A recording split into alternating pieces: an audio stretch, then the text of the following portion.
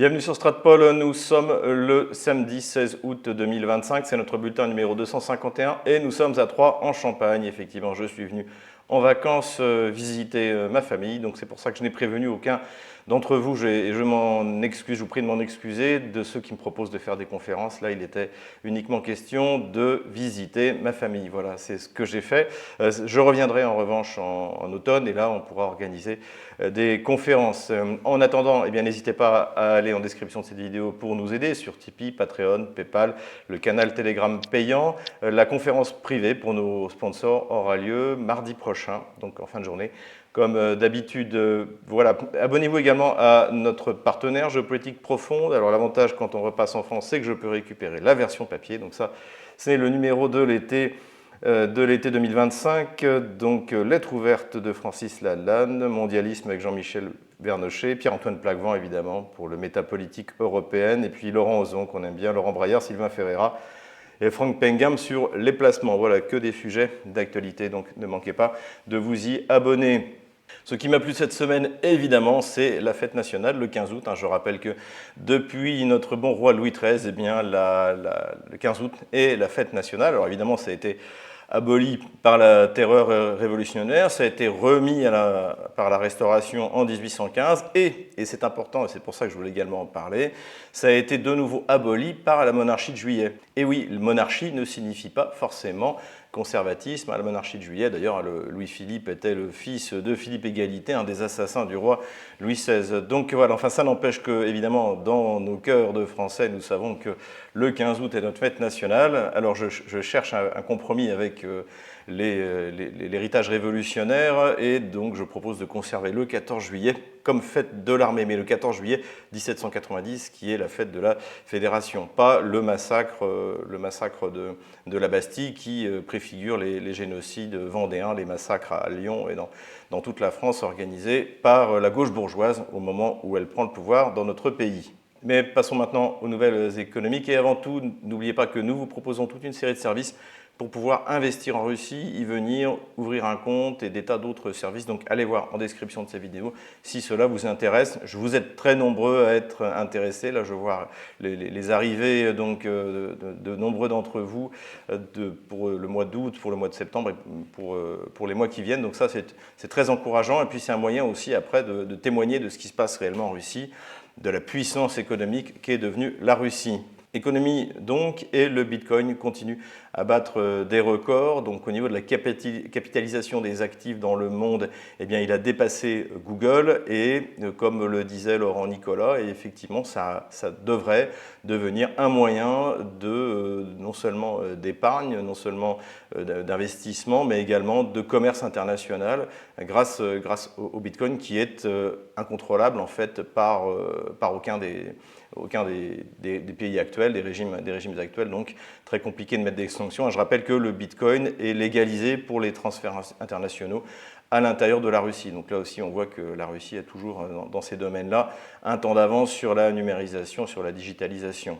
Et toujours dans le même cadre, eh bien, les sanctions qui ont été prises par Donald Trump contre le Brésil, donc sous le prétexte des attaques contre l'ancien président Bolsonaro, eh bien, ont eu comme conséquence que désormais Lula est vent debout contre l'utilisation du dollar.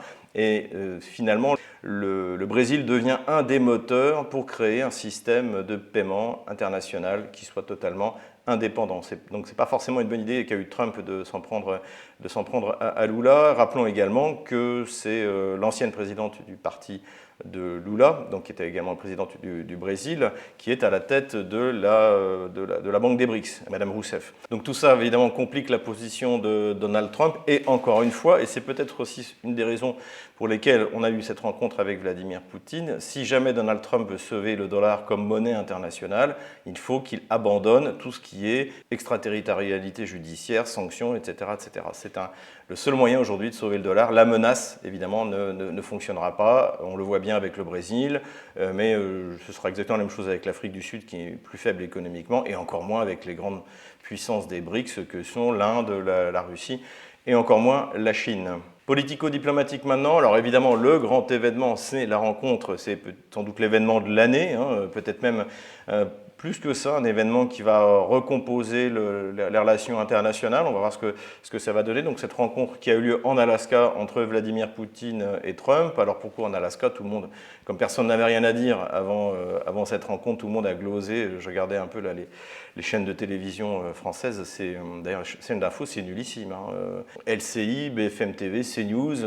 Alors si, CNews a eu la délicatesse d'inviter Ksenia Fedorova, donc ça a un peu levé le niveau, mais sinon, leur spécialiste de géopolitique, mais c'est affligeant. Vraiment, là, je vous plains, chers amis français, d'avoir à supporter cette diarrhée verbale. Donc enfin, tout le monde glosait sans savoir pourquoi l'Alaska. Donc il y a évidemment tout un symbole historique, puisque la Russie a constaté au XIXe siècle qu'il lui était impossible de peupler, de coloniser l'Alaska, et donc l'a vendu pour 3 kopecks aux États-Unis, et c'était tout à fait raisonnable, mais il y a des traces de l'Église orthodoxe, notamment Vladimir Poutine a rencontré un métropolite local. Voilà, c'est aussi traditionnellement de bons souvenirs entre la relation soviéto-américaine, puisque l'aide américaine du pré-bail passait par l'Alaska, par le détroit de Bering, donc les pilotes américains, sur un parcours qui est extrêmement risqué, allaient livrer les avions, le matériel, dans l'extrême-orient russe. D'ailleurs, les Russes en ont fait un film qui s'appelle Périgon, ça veut dire transit de marchandises. Voilà l'histoire d'un Russe qui tombe amoureux d'une aviatrice américaine. Donc ça aussi, c'était des bons souvenirs. Puis je pense aussi, plus simplement, étant donné les sanctions sur le survol de l'espace aérien en Europe, c'était plus simple pour Vladimir Poutine d'aller voir Donald Trump en Alaska que de faire des détours au-dessus du territoire européen. Il devait y avoir quelque chose comme ça. Ajoutons que Vladimir Poutine en a profité pour visiter les régions de l'extrême-orient russe et rencontrer les gouverneurs locaux. C'était le cas à Magadan et c'était le cas à l'aller, et Tchoukotka au retour, où il a rencontré le gouverneur. La Russie est un territoire immense avec des pays des régions qui font plusieurs fois la France, mais où il n'y a quasiment personne qui y vit. Mais il faut s'occuper également de ces personnes, et d'autant plus que ces régions sont a priori gorgées de ressources naturelles. Donc voilà, c'était une bonne occasion. Voilà pour le contexte. Alors, pour ceux qui ont suivi l'interview que j'ai donnée hier sur RT en français, je vais revenir un peu sur ce que j'ai dit. Donc, en fait, ça a beaucoup glosé dans tous les médias, pas seulement d'ailleurs français, mais tous les médias internationaux, américains. Et comme d'habitude, ils ne savent pas ce qui va se passer, ils n'en savent rien, donc on peut faire des hypothèses. Donc j'ai regardé à peu près tout ce qui était dit. J'ai retenu quelques hypothèses sérieuses. La différence, en fait, c'est qu'il faut bien, souvenez-vous, cette différence que j'ai faite entre le cessez-le-feu et le traité.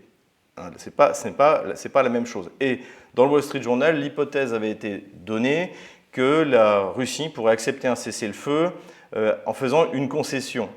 Donc rappelez-vous que Vladimir Poutine a dit qu'il y aura un cessez-le-feu quand tous les nouveaux territoires russes auront été évacués par les forces d'occupation otano-kieviennes. Donc c'est-à-dire en gros 30% du Donbass, 30% de la région de Zaporozhye et la rive droite de la région de Kherson, dont la ville de Kherson, dont les Russes s'étaient emparés en 9 jours. On se souvient, au début du conflit. Ce que disait le Wall Street Journal, en gros, c'était que finalement la Russie pourrait se contenter de l'évacuation uniquement de la région du Donbass. Et je pense que c'est assez réaliste, c'est une concession que pourrait faire la Russie, c'est-à-dire pour un cessez-le-feu, accepter le retrait uniquement de la région du Donbass. Pourquoi je pense que la Russie pourrait accepter? Parce que même si après ce cessez-le-feu, les Européens se mettaient à armer de nouveau l'Ukraine, ce ne serait pas grave, puisque la perte de toute cette zone qui a été fortifiée depuis 2014, qui est beaucoup plus facile à défendre en raison de la densité de population industrielle, etc., eh bien, quels que soient les armements qui seraient donnés à l'armée kievienne, et on sait en plus les capacités de l'Union européenne, même avec l'aide américaine, sont limitées, eh bien, l'échange serait très favorable à la Russie. Donc c'est une hypothèse qu'on ne peut pas exclure. Depuis que ce rendez-vous a eu lieu, on a vu Donald Trump expliquer que finalement Vladimir Poutine il est pour une solution de paix rapide, donc ça veut dire sans doute à ses conditions, et c'est vraisemblablement ce que Donald Trump a fait passer à Zelensky. Alors selon Axios, encore une fois c'est la presse américaine, on se méfie, mais Zelensky, le coup de téléphone s'est très mal passé, en tout cas Zelensky débarque à Washington sans doute demain, et de toute manière Donald Trump a tous les moyens de pression sur Zelensky et sur les Européens, ne serait-ce que par Starlink, moyens de communication. Si Starlink est fermé, il n'y a plus de communication au sein de l'armée ukrainienne. Et le renseignement satellitaire, s'il n'y a plus de renseignement satellitaire ukrainien, c'est terminé. Donc pour éviter un effondrement complet de l'armée ukrainienne, évidemment que Zelensky sera obligé d'obéir aux ordres qui lui sont donnés par Donald Trump, si Donald Trump décide de jouer ce coup de pression. Ce qui fait plaisir également dans cette rencontre, c'est le professionnalisme. Ça aussi, c'est quelque chose que moi, je suis quand même chercheur en relations internationales. Je suis un élève de Georges-Henri Soutou, donc j'ai travaillé dans les archives, notamment les archives du Parti communiste d'Union soviétique, des affaires étrangères soviétiques. Et donc, ce qu'on apprécie, c'est le professionnalisme, et c'est ce qu'on voit d'ailleurs dans les archives. Et du côté occidental, en fait, on a perdu ce professionnalisme, notamment en France, on voit l'amateurisme. D'ailleurs, il suffit de voir les ministres aux Affaires étrangères. Avant Barrot, c'était séjourné. Avant, on ne se souvient même plus de leur nom. Ils ne laisseront aucune trace parce qu'ils sont nuls. Et puis, c'est des menaces permanentes. Voilà, c'est vraiment comment dirais-je, la fin de la grande diplomatie. Ça a été le cas avec Biden. Son secrétaire d'État aux affaires étrangères également était toujours en train de menacer. Donc, il ne faisait pas de la diplomatie, il faisait de la menace, il faisait de la relation publique. Et là, ce qu'on apprécie, c'est que, ce qu'a dit Vladimir Poutine, le rendez-vous était préparé, donc les équipes avaient travaillé en amont. D'ailleurs, là aussi, on souligne la puissance des équipes qui se sont rencontrées. Silvanov, ministre des Finances, d'un côté russe, Bessent, secrétaire au Trésor côté américain, ministre de la Défense russe, Witkoff, en qui Poutine a confiance, en qui Trump a confiance, qui est vraiment l'homme clé dans cette relation. On l'avait identifié dès le début, donc, et Rubio. Et moi, je ne pense pas que Rubio soit un faucon, contrairement à ce qu'on peut entendre à la fois dans la presse pro-russe et dans la presse anti-russe. Je crois qu'au contraire, il essaie de donner corps un peu à je pense il se rend compte de la difficulté dans laquelle se trouve, des difficultés dans lesquelles se trouvent les États-Unis. Et il essaie d'articuler une politique étrangère de Donald Trump qui est quelquefois un peu erratique. Donc voilà, donc ça aussi c'est un très bon point, professionnalisme, et qui se voit aussi parce qu'on ne sait pas ce qui s'est dit. Donc ça aussi c'était un très très bon signe. Donc il y a des accords qui vont être faits. Et évidemment, Donald Trump va vouloir imposer ce qu'il a décidé avec Vladimir Poutine à Zelensky, mais on ne sait pas ce que c'est. Donc ça laisse encore de la marge à la négociation. Qu'est-ce qui va ressortir de cette rencontre? On va le voir dans les semaines qui viennent. Évidemment, les Européens sont furieux. L'Union européenne est furieuse. C'est un échec complet. Ils ont prétendu pendant 3 ans et demi faire de la Russie un paria.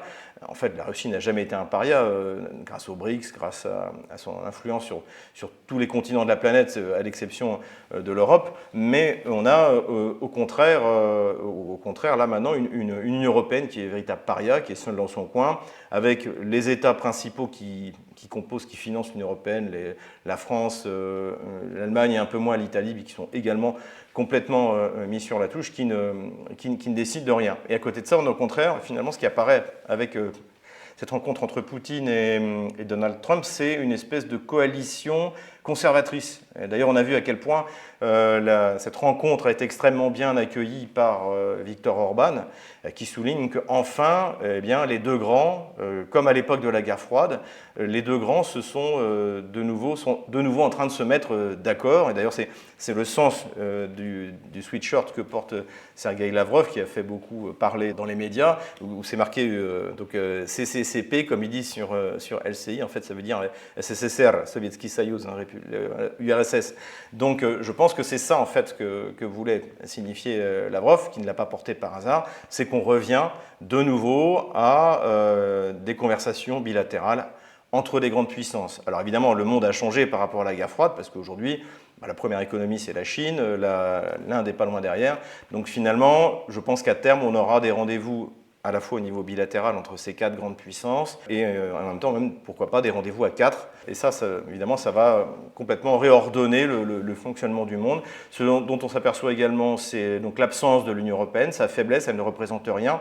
Et non seulement l'Union européenne ne représente rien, donc n'a pas réussi à atteindre la taille critique, mais en plus, elle affaiblit la diplomatie des réelles puissances européennes, c'est-à-dire, comme j'ai dit, l'Allemagne, la France et l'Italie, puisque c'est un pur alignement sur la Commission européenne qui elle-même est dirigée par la gauche américaine, par le Parti démocrate. Donc on assiste donc bien à une bascule, et ça c'est quelque chose d'extrêmement important. C'est pour ça que cette rencontre va avoir des conséquences évidemment dans l'immédiat, mais également sur plus long terme sur la recomposition des relations internationales au niveau mondial. Et on peut l'espérer, une fois le constat fait que la diplomatie de l'UE ne fonctionne pas, la reprise par les grandes nations européennes de leur diplomatie en main. Bon, mais ça, ce ne sera pas avec Emmanuel Macron, ce sera, on peut l'espérer, avec son successeur, mais bref, en tout cas c'est ce vers quoi on va. Ce qui est important aussi, à mon avis, c'est cette perte de territoire annoncée pour l'Ukraine. Alors non seulement ça a été annoncé par Rubio, par J.D. Vance, mais ça a même été annoncé par Lindsey Graham. Lindsey Graham a annoncé qu'il devrait y avoir des concessions territoriales. Donc ça, c'est extrêmement important, notamment pour le régime d'Emmanuel Macron. C'est le régime allemand, le régime italien, donc tous ces partis, notamment en France, la totalité des partis qui ont poussé Zelensky à continuer la guerre, ils doivent être sanctionnés. Et le fait que finalement l'Ukraine aurait perdu il y a 3 ans et demi le Donbass, là ils vont perdre le Donbass, ils vont perdre au moins encore 2 régions.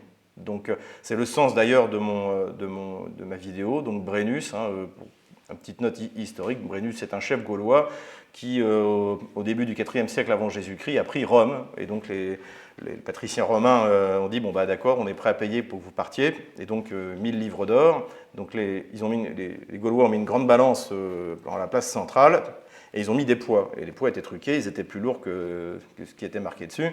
Et donc les Romains ont commencé à dire c'est pas juste, vous trichez. Et donc Brennus est arrivé et il a jeté ses armes dans la balance et il a dit vae victis, malheur aux vaincus. C'est-à-dire quand vous avez perdu, bon bah c'est pas la peine de la ramener. Et c'est ça qui est d'ailleurs assez surprenant, c'est qu'on entend sur tous les plateaux de télé, on entend chez les dirigeants politiques français, etc. L'avenir de l'Ukraine ne peut pas être décidé sans l'Ukraine, sans l'accord de l'Europe. Si, en fait, si vous avez perdu la guerre.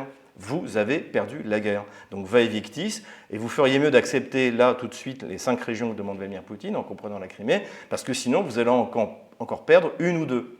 Et donc c'est pour ça que je pense qu'il y a une fonction éducative vis-à-vis des classes dirigeantes européennes du fait que l'Ukraine ait perdu des territoires et qu'elle peut en perdre encore plus. Si vous n'aviez pas fait Maïdan, vous n'auriez pas perdu la Crimée. Si vous aviez respecté les accords de Minsk, vous n'auriez pas perdu le Donbass. Si vous aviez laissé Zelensky signer l'accord avec la Russie en avril 2022, vous n'auriez pas perdu Kherson et Zaporozhye. Et si vous continuez, vous allez perdre Odessa. Et d'ailleurs, ce qui est intéressant, c'est que dans un de ses discours, d'ailleurs, j'ai noté que Donald Trump avait fait allusion à Odessa. Donc si la classe dirigeante européenne était un peu maligne, un peu intelligente et sortait de son hystérie, il se rendrait compte qu'il faut absolument pour elle sauver Odessa. Si jamais il n'y a pas d'accord qui est trouvé, si finalement Donald Trump, comprenant qu'il n'y a rien à tirer des Européens et de Zelensky, décide de leur dire débrouillez-vous, eh bien dans ce cas-là, la Russie ira jusqu'à Odessa et c'est la perte du grand port sur la mer Noire dont dispose encore l'Ukraine, dont elle pourrait encore disposer, une Ukraine neutralisée dans tous les sens du terme, et donc avec un accès à la mer extrêmement important, y compris pour un pays comme l'Europe de l'Est, comme la Pologne. Alors certes, ce ne sera pas l'initiative des 3 mers, la République entre les 2 mers, tous ces délires géopolitiques polonais, les polonaiseries, comme dirait un de mes amis, mais l'avantage, c'est que le port sera toujours disponible et pas sous le contrôle de la Russie. Moi, je veux dire, en tant que citoyen russe, en tant que Français, pas descendant direct, bien sûr, mais du duc de Richelieu, qui a été gouverneur de la Nouvelle-Russie et qui a fondé le port d'Odessa, eh bien, je serais partisan que la Russie prenne de jure le contrôle du port d'Odessa. Mais bon, si c'est de facto, par une neutralisation du port d'Odessa, de la ville d'Odessa, de la région d'Odessa, de Nikolaïev. Encore une fois, il faut bien se rendre compte que ce n'est pas la première fois dans l'histoire qu'il y a une politique d'ukrainisation forcée. Staline, le fondateur de l'Ukraine, de la République socialiste soviétique d'Ukraine, avait fait cette politique pendant 10 ans. Et finalement, au début des années 30, il se rend compte que c'est contre-productif. La langue ukrainienne n'a pas le niveau scientifique, littéraire Donc c'est une perte, et puis en plus ça favorise les mouvements ultranationalistes à l'intérieur du Parti communiste d'Ukraine.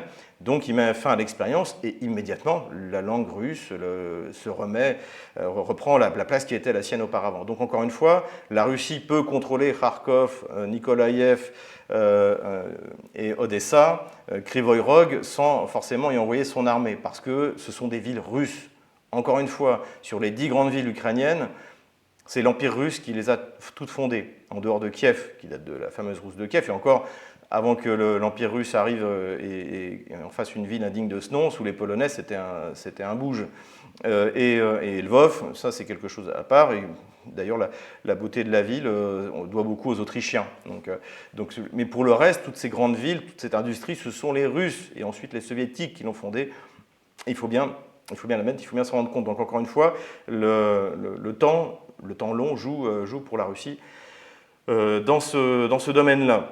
Donc voilà, en conclusion, je pense que cette rencontre entre Vladimir Poutine et Donald Trump est une chose excellente, à la fois pour la recomposition des relations internationales, pour trouver une solution finale pour le conflit ukrainien, pour la leçon que ça va donner à la classe dirigeante incompétente des pays européens qui désormais doivent méditer sur notre vignette, Vladimir Brennus. Si vous continuez, vous allez encore perdre encore plus de territoire. Réfléchissez à ça. Armement maintenant, ce qu'on a noté cette semaine, c'est l'utilisation pour la première fois du laser par l'armée russe contre les drones ukrainiens. Donc, alors on ne sait pas quel matériel a été utilisé. On sait que les Russes possèdent des lasers dont, si on en croit Vladimir Poutine, eh bien, sont totalement innovants. Rappelez-vous, ça avait été présenté par Vladimir Poutine en mars 2018. C'est un grand discours sur les nouveaux armements, et il y avait le fameux laser Peresviet. Donc peut-être s'agit-il de celui-là, c'est difficile à dire.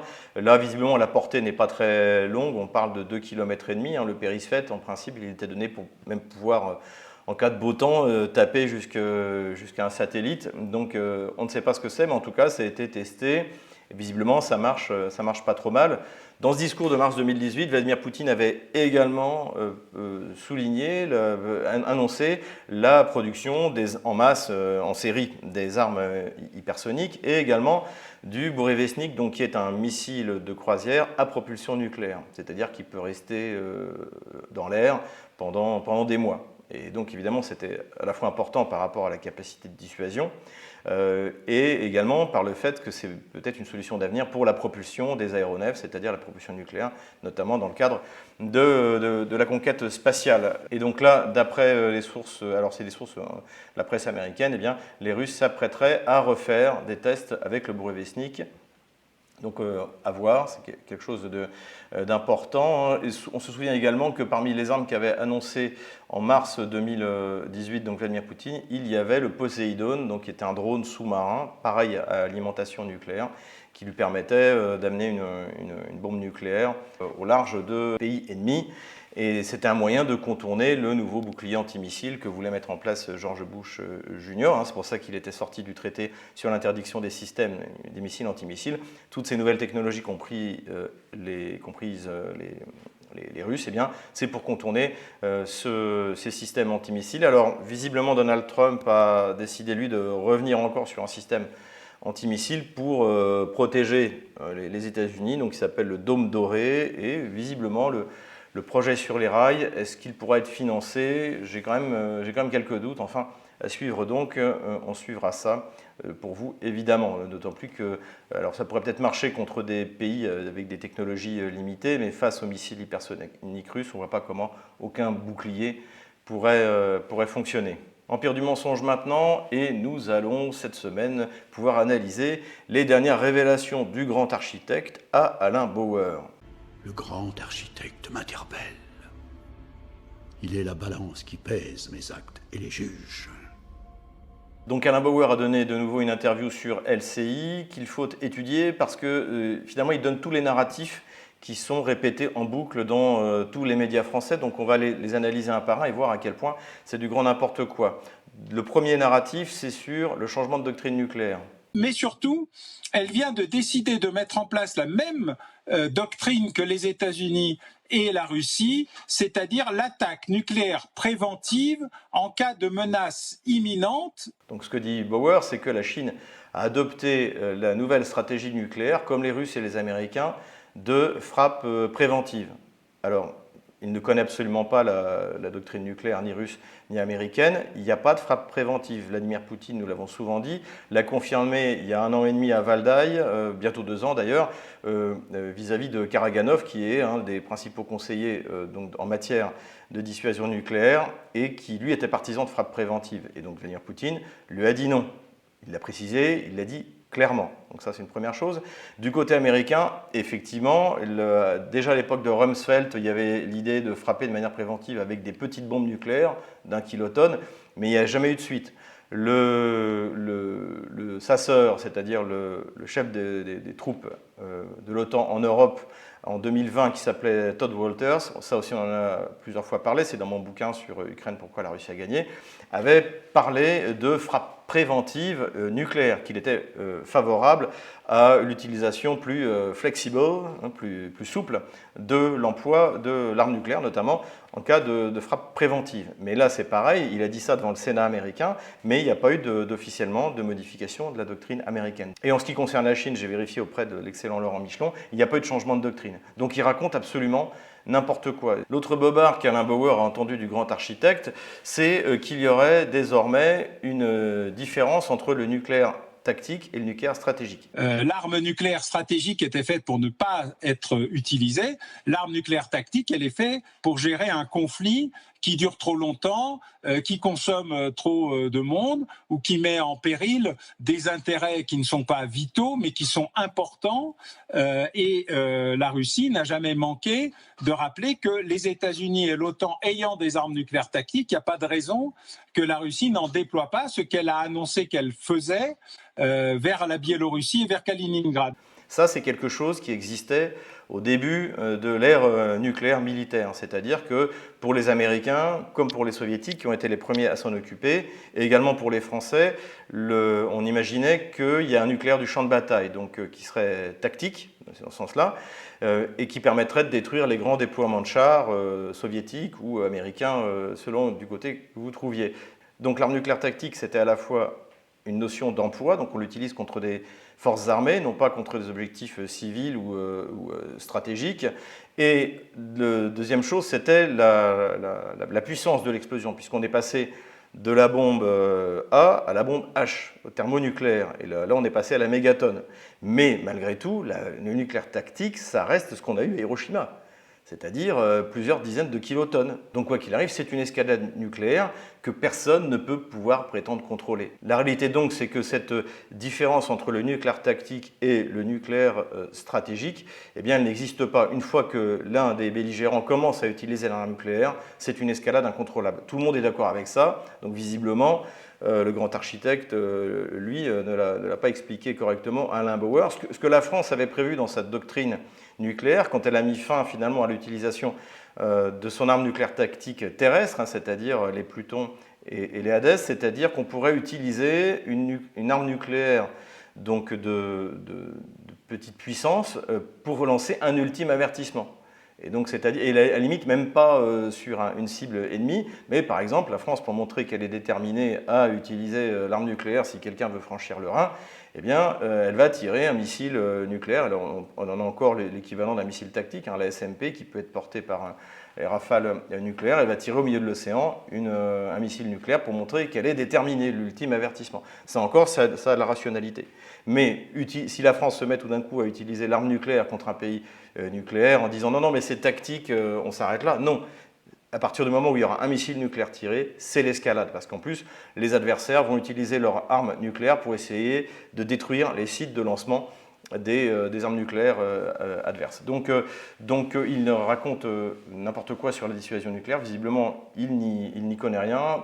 Pour la petite histoire, moi j'ai fait ma maîtrise d'histoire sur l'arme nucléaire tactique dans la pensée militaire française de Lon-S. Jones, qui était le missile américain que nous avions avant que le général de Gaulle nous libère du commandement intégré de l'OTAN, à l'Hadès. L'Hadès, c'était le dernier missile nucléaire tactique que la France a eu en sa possession, qui tapaient sur le territoire allemand. Donc il n'y avait plus vraiment d'utilité. Voilà pour ce qui est de l'arme nucléaire. Mensonge suivant. Les Américains m'ont d'ailleurs souligné un élément qui m'avait échappé jusqu'à présent, c'est que la Russie n'a jamais donné de carte des zones annexées. En fait, la Russie a annexé des zones, mais on ne sait pas où, et on ne sait pas quelles sont les limites. Et seul Vladimir Poutine peut dire, eh bien, j'ai réussi, j'ai obtenu satisfaction sur Donetsk, sur Louhansk. Alors ça, c'est complètement faux. La Russie a réunifié les territoires de Kherson, de Zaporozhye et du Donbass selon les frontières administratives. C'est écrit noir sur blanc, et c'est écrit noir sur blanc parmi les exigences russes de restitution donc, et de départ de ces fameuses forces d'occupation otano-kieviennes de ces territoires. Et il y a même un petit morceau de la région de Nikolaev qui a été rajouté, puisque lorsque les Russes, au moment de leur maximum de progression en 2022, ont occupé une petite partie de la région de Nikolaev. Donc les territoires de ces régions réunifiées par Vladimir Poutine sont parfaitement connus. Et donc, contrairement à ce que raconte le grand architecte, eh bien, Vladimir Poutine ne pourrait pas faire varier les lignes de frontières de ces territoires. C'est clairement dans la constitution russe. Mensonge suivant. Il se trouve que la Russie financièrement est désormais totalement épuisée et même exsangue. Moi, je suis surtout un lecteur attentif des communiqués de la Banque centrale russe et voyant l'effondrement du système économique, la surinflation, l'extraordinaire difficulté de tenir les comptes, la baisse des tarifs. Et la seule personne qui a vraiment un poids vis-à-vis de Vladimir Poutine est la gouverneure de la Banque centrale. Alors ça, il nous refait encore le numéro de l'économie russe est à genoux. Alors ça, c'est un narratif extrêmement important parce que c'est le narratif qui est utilisé pour expliquer qu'il faut encore continuer à aider l'Ukraine, que ça y est, c'est bon cette fois, avec le 19e paquet de sanctions, ça va marcher, etc., etc. Alors, vous vous souvenez, dans les premiers mensonges que j'avais évoqués, la première fois où lui est apparu le grand architecte au sujet de la Russie, il expliquait que le fonds souverain russe, le fonds du bien-être national, était vide et qu'il n'y avait plus de réserve de change. Alors le problème, c'est que bon, toutes ces données sont ouvertes, donc là, visiblement, on lui a dit qu'il racontait n'importe quoi, donc il n'a pas osé répéter ça. Mais il nous explique qu'en fait, il suit les déclarations de presse de la Banque centrale et que, en fait, ça montre, il y a des indicateurs qui montrent la situation est dramatique pour l'économie russe. Alors, je vous invite, en plus, il y a un lien en anglais, alors il faut peut-être mettre un VPN russe parce que j'ai vu que ça se téléchargeait mal en France, mais vous avez toutes les déclarations de presse de la Banque centrale. Et je vous défie de trouver quelque chose qui montre qu'on est au bord de la catastrophe. Au contraire, la dernière déclaration qui est vraiment importante, parce qu'après c'est souvent très technique, c'est l'annonce de la baisse des taux d'intérêt, enfin de 21 à 18%. Ensuite, alors il dresse des lauriers à Madame Naboulina. Il n'y en a pas beaucoup qui lui dressent des lauriers dans le milieu économique en Russie parce que tout le monde considère que sa politique de taux d'intérêt se justifiait peut-être un court moment pour éviter une surchauffe, une trop d'inflation. Mais aujourd'hui, tout le monde pense que c'est du grand n'importe quoi. Et d'ailleurs, a priori, on va d'ici la fin de l'année vers une réduction significative des taux d'intérêt pour permettre à la Russie de continuer sa progression, l'économie russe de continuer sa progression. Et là où d'ailleurs on voit qu'il ne comprend absolument rien aux questions économiques, ce grand architecte, c'est que les problèmes que subit l'économie russe, en fait il y en a surtout un, c'est l'absence de main-d'œuvre. Et cette absence de main-d'œuvre ne sera pas réglée par la fin des sanctions et par la fin de la guerre. C'est qu'elle en surchauffe, elle produit trop, il y a trop de création d'entreprises, il y a trop d'usines, parce que, eh bien, il y a tout ce mouvement de remplacement des importations. Et puis, quand vous avez un pays qui a une énergie aussi peu chère, qui a toutes les ressources, une population bien formée, évidemment que l'économie décolle. Et d'ailleurs, sans Madame Naboulina, je pense que je suis tout à fait d'accord avec mon ami Gilles Walter, ancien conseiller économique de l'ambassade de France à Moscou, on aura une croissance à 10%. Donc là aussi, il va falloir, et c'est ce que d'ailleurs on fait comprendre au Forum économique de Saint-Pétersbourg, le ministre des Finances, le ministre de l'Industrie, il va falloir revoir cette orthodoxie économique qui aurait été tout à fait justement critiquée par Jacques Sapir, par exemple, donc de maintenir des taux d'intérêt élevés en voyant lutter absolument contre une inflation. L'inflation, encore une fois, ça n'a pas que des mauvais côtés. Je peux vous donner d'ailleurs un exemple d'un de mes amis qui est un capitaine d'industrie. Il y a eu, comme on l'avait dit, beaucoup d'aides de la Russie pour robotiser, pour optimiser, digitaliser au maximum. Et il me disait, maintenant qu'il y a une inflation dans les salaires, c'est rentable. Quand le salaire dans mon usine était à 40 000 roubles par mois, ce n'était pas rentable de mettre un robot. Maintenant, il a doublé grâce à l'inflation, et donc c'est rentable de robotiser et de monter le niveau de compétence des ouvriers dans les usines. Donc il y a un effet vertueux de l'inflation. Et donc, en fait, Madame Nabiulina, il y a finalement plus que le grand architecte qui trouve que ce qu'elle fait est génial. Et donc, pour revenir à ce que je disais, quand la guerre se finira, quand les sanctions se finiront, le problème économique du manque de main-d'œuvre de l'économie russe ne sera pas résolu. Il manque au moins 1,5 million de travailleurs, c'est la totalité de l'armée russe. Et 1,5 million, encore une fois, de soldats pour un pays de la taille de la Russie, avec autant d'ennemis, notamment à l'ouest, c'est tout à fait normal. Donc c'est pas la fin de la guerre qui va résoudre le problème de la main-d'œuvre. Ça ramènera peut-être quelques centaines de milliers de travailleurs, mais ça suffira absolument pas. Donc il faut organiser l'immigration de travail, comme en Émirats arabes unis, on l'a dit, c'est ce que le Russie est en train de faire. Il faut robotiser, optimiser. Voilà ce qu'il faut faire. Et pour ça, il faut lâcher un peu d'inflation pour que les entreprises puissent emprunter à des taux raisonnables pour pouvoir investir et précisément optimiser. Donc là aussi, il raconte n'importe quoi. Et le dernier mensonge, le voilà. Il faut rendre hommage au courage et à la détermination de la résistance ukrainienne qui a évité que le pays s'effondre en 3 jours, ce qui était le programme que les Russes reconnaissent même désormais de l'opération militaire spéciale. Donc là, je défie quiconque de trouver un haut responsable russe qui ait un jour déclaré, ça a commencé par Vladimir Poutine. Et d'ailleurs, ce qui est très intéressant, c'est dans cette technique de mensonge. Alors évidemment, le grand architecte, au niveau du mensonge, c'est un peu un spécialiste. Mais de dire, et les Russes le reconnaissent, c'est faux.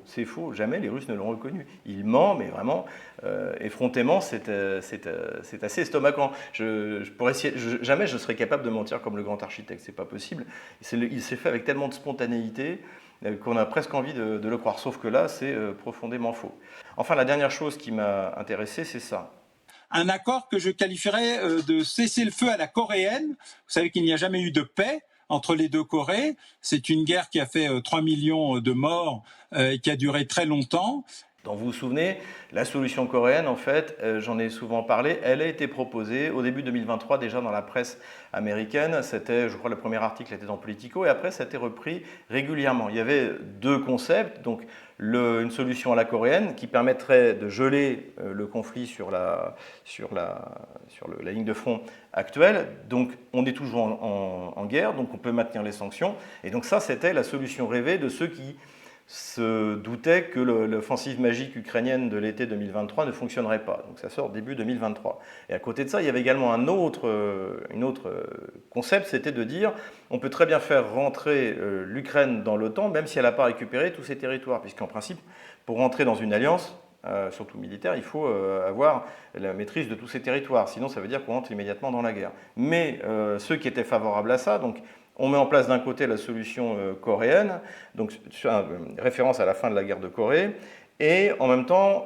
finalement, fait rentrer ce qui reste de l'Ukraine dans l'OTAN, comme l'Allemagne de l'Ouest, au moment de la guerre froide. C'était ça l'idée. Donc évidemment, c'est, devant la défaite militaire imminente et annoncée, c'est évidemment la solution idéale pour les néocons américains et leurs marionnettes, dont Emmanuel Macron, en Europe. Mais évidemment que la Russie n'acceptera pas ça, et donc ça n'arrivera pas. Voilà. Enfin, pour conclure sur les derniers mensonges du grand architecte, ce qui est intéressant, c'est qu'a priori, le grand architecte, il est aux États-Unis, puisque Alain Bauer, dans son interview, il explique qu'il est aux États-Unis, et d'ailleurs, quand on lui demande son avis sur la rencontre Poutine-Trump, il dit qu'il va nous dire ce que lui disent ses amis américains. Encore une fois, c'est ça ce qui est caractéristique, d'ailleurs, notamment quand on écoute les émissions de géopolitique dans les médias français, les grandes chaînes d'infos, c'est qu'il n'y a aucune pensée géopolitique autonome française. En tout cas, on ne la voit pas dans les médias français, puisqu'en fait, ils ne font que commenter les déclarations du Wall Street Journal, du New York Times, du Washington Post, du Washington Compost, comme diraient mes amis, etc., ou de Telegraph pour la presse britannique. Donc ça aussi, c'est quelque chose de révélateur, c'est que comme on n'a plus de diplomatie, et finalement, on n'a plus dans nos grands médias des gens qui sont capables de penser la géopolitique. Considération militaire générale maintenant. Alors, on a beaucoup parlé cette semaine de l'avancée russe, donc notamment dans le nord de la ville de Pakrovsk. Et donc, il y a eu un mouvement de panique qui d'ailleurs n'a pas été généré par les médias russes, mais par les médias ukrainiens eux-mêmes, et notamment le chef d'état-major d'Azov qui dit c'est la panique, mais c'est pas de notre faute, c'est jamais de leur faute. Hein. Ils partent en courant à chaque fois, mais c'est jamais de leur faute. Les positions étaient mal préparées, etc., etc. Et donc il y a eu tout d'un coup un mouvement de panique qui était assez étonnant, alors qui a été repris évidemment dans les médias de grand chemin. Mais par exemple, des gens comme Yuri Podolaka, que nous suivons, eux ont pris les choses avec une certaine sérénité, tout en appréciant la progression. Mais déjà, le problème, c'est ce qu'explique d'ailleurs Yuri Podolaka, c'est que la progression a paru impressionnante parce qu'elle a été niée pendant plusieurs jours. Et donc finalement, tout d'un coup, on découvre les Russes ont progressé de 17 km. Oui, enfin, ils n'ont pas progressé de 17 km en 2 heures. Ils ont, c'est vrai, depuis 15 jours, commencé à progresser de plus en plus rapidement. Ensuite, il a été dit, il faut absolument empêcher les Russes d'avancer, de percer trop loin. Bon, moi, je suis, comme je l'ai expliqué, je suis assez sceptique sur cette vision, on va dire, germanique et otanienne de la guerre. Je pense que les Russes ne prendront pas le risque d'exposer trop leurs flancs avec une percée comme ça en pointe. Ça a bien marché en 2022, il faut bien le dire, mais c'est à ce moment-là où l'armée russe, avec ensuite Bakhmout, a eu le plus de pertes. Et aujourd'hui, comme on le voit en plus, ce sont des groupes d'assaut extrêmement légers. Cette progression, elle est due, comme on l'avait annoncé d'ailleurs, par rapport à ce qu'on imaginait être l'offensive russe en été. On avait dit la Russie va progresser sur l'ensemble du front, mais de temps en temps, il y aura des écroulements partiels du front. Et c'est ce qui s'est passé, parce que Azov est parti en courant, les conscrits, enfin les mobilisés de force se sont rendus, et puis plus personne ne veut se battre. C'est plus ça d'ailleurs que, évidemment, l'efficacité, la coordination parfaite entre les drones, l'infanterie à moto russe, l'infanterie légère russe, motorisée, tout ça, évidemment, c'est un ensemble de choses, mais si tout d'un coup on assiste à une accélération, c'est davantage dû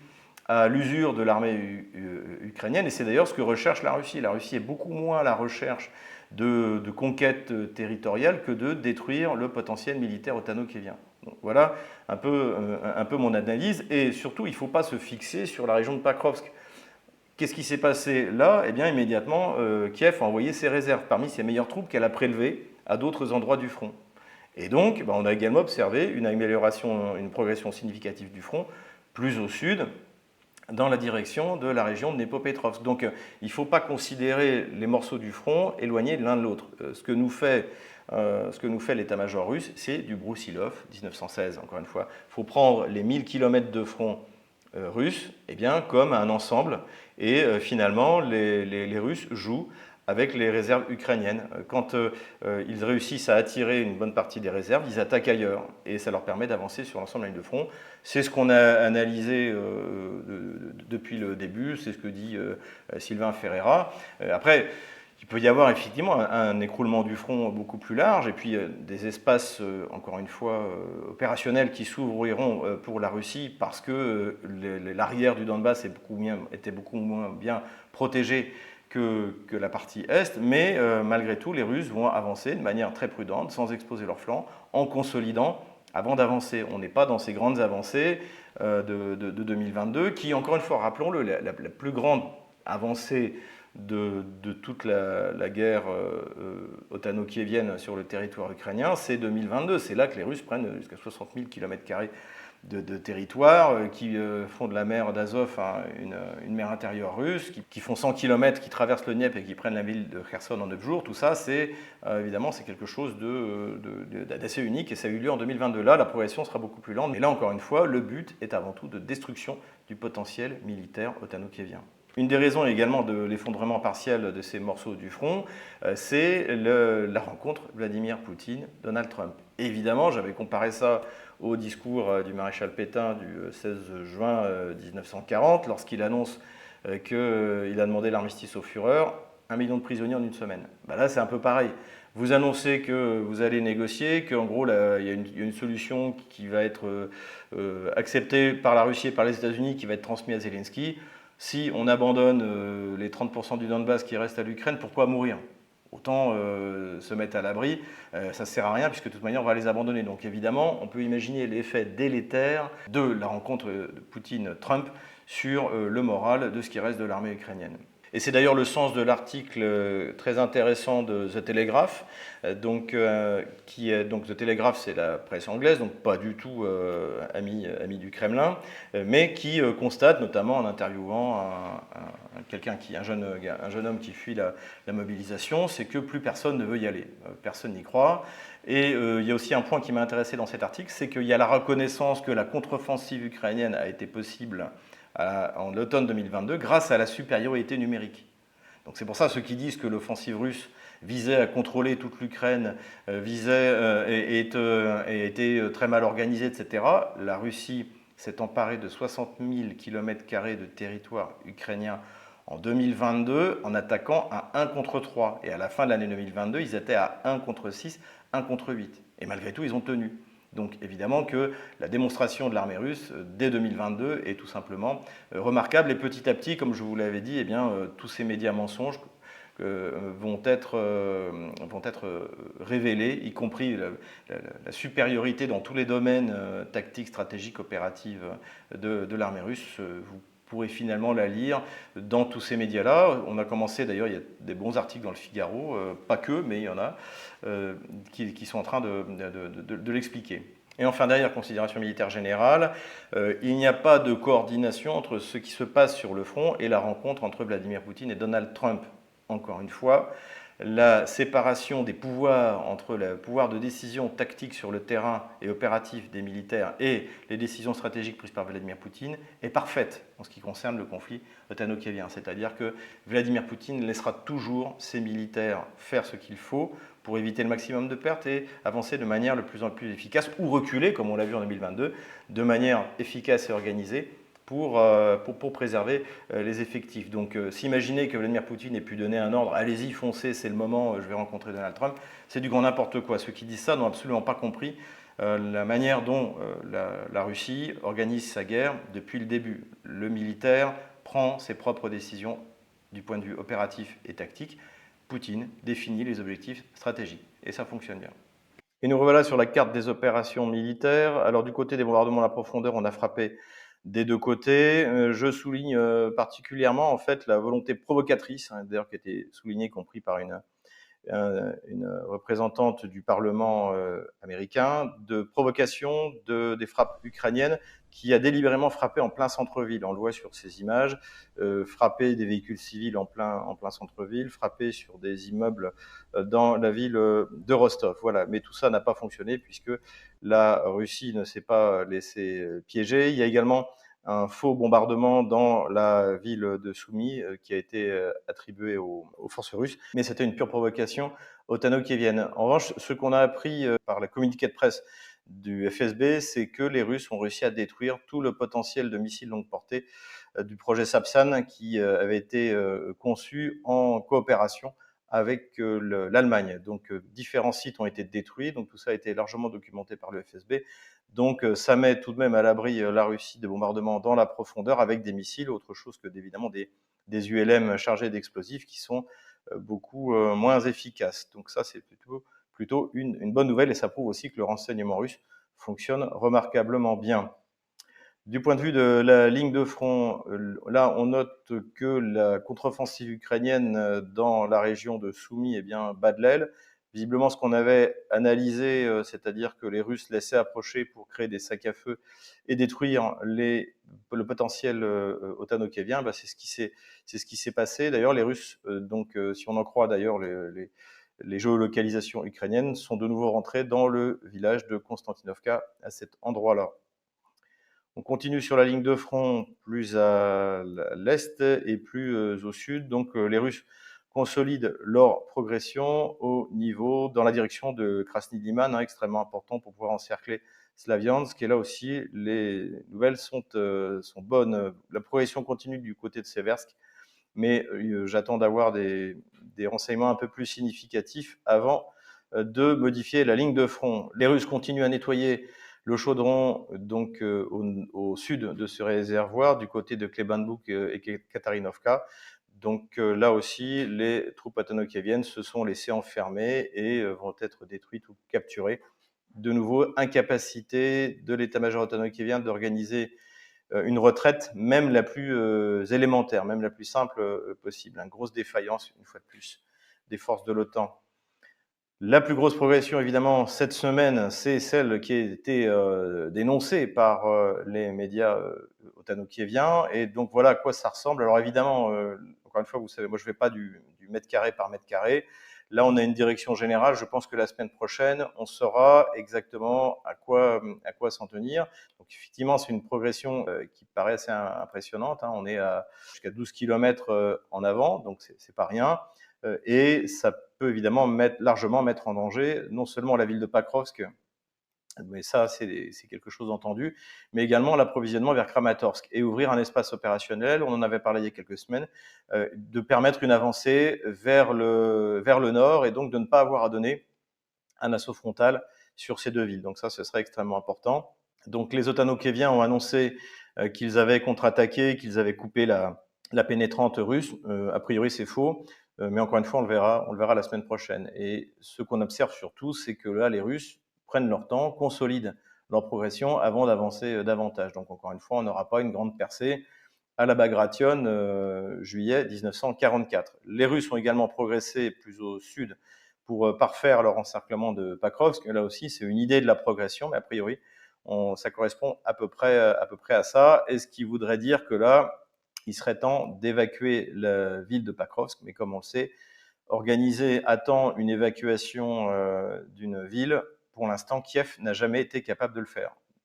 L'état-major otano-kievien, encore une fois, est totalement incompétent pour organiser des manœuvres complexes.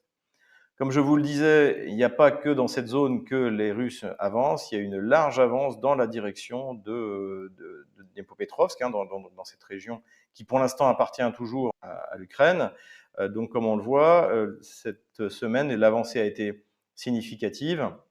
Les Russes se sont emparés de cette localité-là, Alexandrovka, Klevtsovo. Alexandrograd, ça a été annoncé il y a 2 jours. Et puis ce matin, on a appris la prise de Voronezh ici. Donc les choses là se passent aussi très mal pour Kiev. Il y a également du mouvement plus au sud, mais rien de significatif, pas de modification de la ligne de front. Donc comme on le voit, comme je le dis, il faut toujours considérer la ligne de front dans son ensemble. Ne pas commencer à se focaliser sur une des directions. C'est tout le front qui est en train d'être ébranlé par les offensives russes. Voilà, je retire la ligne de front de la semaine dernière. Voilà où nous en sommes le vendredi 16 août 2025. Voilà, j'espère que cette vidéo vous a plu. N'hésitez pas à, encore une fois, vous inscrire à tous nos réseaux sociaux. C'est extrêmement important. On ne sait pas ce qui va subsister de Telegram, de X. Voilà, donc encore une fois, il faut qu'on reprenne, il faut qu'on atteigne les 100 000 abonnés sur Telegram. Il faut qu'on continue à monter largement sur X. Vous êtes de plus en plus nombreux d'ailleurs à suivre. Écouter nos vidéos sur X, ça c'est une bonne chose.